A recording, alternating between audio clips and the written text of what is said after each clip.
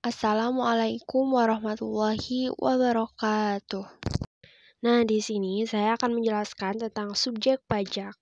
Landasan hukumnya terdapat pada pasal 2 sampai dengan pasal 3 Undang-Undang Pajak Penghasilan. Yang pertama ialah pasal 2 ayat 1 dan 1A terdiri dari orang pribadi, warisan yang belum terbagi, badan, dan BUT. BUT ialah Badan Usaha Tetap, merupakan sumber pajak yang pelakuan pajaknya dipersamakan dengan subjek pajak badan. Yang seterusnya adalah pasal 2 ayat 2, ada dalam negeri maupun luar negeri.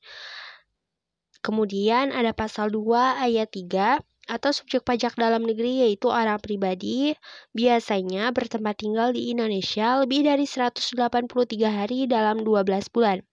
Ada badan yang berkedudukan di Indonesia.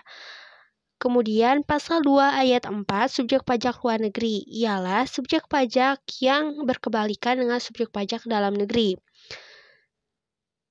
Terus ada bentuk usaha tetap nomor 1 terdapat pada pasal 2 ayat 5.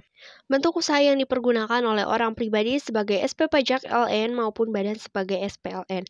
Kemudian bentuk usaha tetap nomor 2 terdapat pada pasal 2 ayat 5 juga. Di sini ada tempat kedudukan manajemen dan lain sebagainya.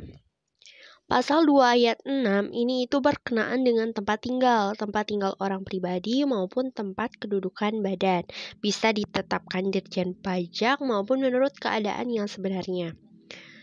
Terus saat mulai dan akhir kewajiban subjektif pada pasal 2A ayat 1, 2, 3, 4, 5 dalam negeri ada orang pribadi yaitu saat dilahirkan sampai ia meninggal. Terus ada badan saat didirikan dan sampai dibubarkan.